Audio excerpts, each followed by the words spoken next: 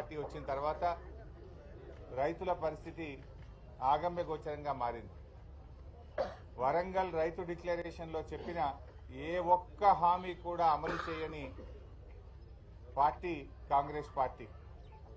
ఆ రోజేమో అన్ని పంటలకు బోనస్ ఇస్తామన్నారు, పత్తికి కూడా 500 బోనస్ అని చెప్పారు. కానీ ఈరోజు బోనస్ మాట బోగస్ అయిపోయింది. కనీసం మద్దతు ధర కూడా రావడం లేదు. మార్కెట్ యార్డ్లో ఇప్పటిదాకా మార్కెట్ సెక్రటరీ గారిని కలిస్తే ఆయన ఇచ్చిన పేపర్లోనే ఇప్పటి వరకు ఏ ఒక్క రోజు కూడా ఈ మార్కెట్లో మద్దతు ధర రాలేదు. మార్కెట్ సెక్రటరీ గారు ఇచ్చిన పేపర్ ఇది, నేనేమి తేలేదు ఈ పేపరు. ఇప్పటి వరకు యావరేజ్గా 6,500 రూపాయలు కూడా మద్దతు ధర దాటడం లేదు. ఒకవైపు అకాల వర్షాలతోని పంట దెబ్బతిని రైతులు తీవ్రమైనటువంటి బాధలో ఉన్నారు. పెట్టుబడి సాయం కూడా ఇవ్వలే ఈ ప్రభుత్వం, పెట్టుబడి సాయము ఇవ్వలేదు. కనీసం మద్దతు ధరకైనా పంట కొంటారేమోనంటే మద్దతు ధర కూడా రావడం లేదు. అంటే 500 బోనస్ దేవుడికి కానీ 1000 రూపాయలు మద్దతు ధర కంటే తక్కువ కొంటున్నారు. అంటే 1,500 రూపాయలు నష్టం. 7,521 రూపాయలు పత్తి మద్దతు ధర అయితే ఈ రోజు వరకు ఈ మార్కెట్లో కొన్న యావరేజ్ రేటు 6,400, 6,500. అంటే ప్రతి క్వింటాల్ మీద 1000 రూపాయలు రైతు నష్టపోతున్నాడు. ప్రతి క్వింటాల్ మీద మీరు 500 బోనస్ అన్నారు, బోనస్ ఇవ్వాలని చెప్పి మేము ప్రభుత్వాన్ని డిమాండ్ చేస్తా ఉన్నాం. రైతులకు ఇప్పటికైనా ప్రభుత్వం మేల్కొని 7,521 రూపాయలు మద్దతు ధర వచ్చే విధంగా అవసరమైతే మీ జిల్లా కలెక్టర్లను, సీనియర్ అధికారులను మార్కెట్లో పెట్టి ఈనాం కేంద్రాల ద్వారా పత్తి రైతులకు కొనుగోలు చేసే విధంగా, మద్దతు ధర ఇచ్చే విధంగా ప్రభుత్వం చర్యలు తీసుకోవాలని చెప్పి బీఆర్ఎస్ పార్టీ పక్షాన్ని డిమాండ్ చేస్తా ఉన్నాం. గతంలో కేసీఆర్ గారు ఉన్నప్పుడు 11,000, 10,000, 9,000 రూపాయలు వస్తుంది. ఇప్పుడు 5,000, 6,000కు పడిపోయిందంటే ఈ ప్రభుత్వం యొక్క నిర్లక్ష్యం వల్ల, ఈ ప్రభుత్వం యొక్క తప్పిదాల వల్ల, ఈ ప్రభుత్వం పట్టించుకోకపోవడం వల్ల ఇలా పత్తి రైతులు కన్నీళ్లు పెట్టుకున్నటువంటి పరిస్థితి ఉన్నది. ఇలా రైతులను అడిగితే ఏమంటున్నారు, 10 రోజులైనా సీసీఐ కొనుగోలు కేంద్రానికి పోతే ఏదో ఒక కొరీలు పెడతా ఉన్నారు, తిప్పి పంపుతా ఉన్నారు. ఇంకా దిక్కులేకమే మార్కెట్లో వచ్చి చెప్పిన ధరకు అమ్ముకుంటున్నామని చెప్తున్నారు. తూకంలో కూడా చాలా మోసం జరుగుతా ఉంది, తూకంలో కూడా మాకు మోసం జరుగుతుందని చెప్తా ఉన్నారు. సీసీఐ కూడా రైతుల దగ్గర కొంటలేదు, సీసీఐ కొనుగోలు కేంద్రాలు అక్కడ దళారుల దగ్గర కొంటున్నారు. వ్యాపారులేమో రైతుల దగ్గర 6,000కు కొని సీసీఐ దగ్గర 7,500 రూపాయలకు అమ్ముతున్నటువంటి పరిస్థితి ఉన్నది. ఈ రకంగా పత్తి రైతులు బాగా నష్టపోతా ఉన్నారు. అదేవిధంగా మిర్చి చూస్తే పోయిన సంవత్సరం ఇదే మార్కెట్లో మిర్చి 20,000 నుంచి 23,000 రూపాయల ధర వచ్చింది. ఈసారి నిన్న ఇవాళ మార్కెట్లో చూస్తే మిర్చి రైతులకు 13,000 రూపాయలు కూడా రావడం లేదు. సగానికి సగం మిర్చి రేటు పడిపోయింది, సగానికి సగం పత్తి రేటు పడిపోయింది. అంటే మరి రైతులు ఏం కావాలి? మీరేదో రైతు రాజ్యమని, రైతుల కోసమే మేమున్నామని మాటలు కోటలు దాటుతున్నాయి, మీ చేతలు గడప దాటడం లేదు. రైతులకు అన్ని రకాలుగా మీరు నష్టమే చేసిండ్రు.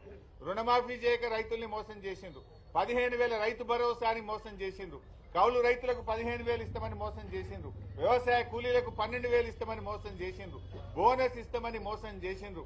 అన్ని మాయమాటలు చెప్పి ఇలా రైతుల్ని నట్టేట ముంచింది కాంగ్రెస్ ప్రభుత్వం.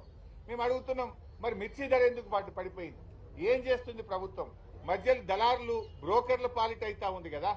ఇలా పోయిన సంవత్సరం 23,000 పాడినటువంటి పాట ఈసారి 13,000కి ఎందుకు తగ్గింది? గతంలో 11,000 పోయినటువంటి పత్తి 6,500కి ఎందుకు తగ్గింది? ఈ ప్రభుత్వం నిద్రపోతా ఉందా? ప్రభుత్వం ఎందుకు చర్యలు తీసుకోవడం లేదు అని మేము అడుగుతా ఉన్నాం. మంత్రులేమో చాలా బిజీ ఉన్నారు. జిల్లాలో 3 మంత్రులు ఉన్నారు. ఒకరిపైన ఒకరు పై చేయి సాధించడం కోసం వాళ్ళు బిజీగా ఉన్నారు. నాది నడవాలంటే నాది నడవాలి అని 3 మంత్రులు ఒకరి మీద ఒకరు పై చేయి సాధించడానికి ప్రయత్నం చేస్తున్నారు. ప్రజల సమస్యలు మాత్రం గాలికి వదిలేసింది.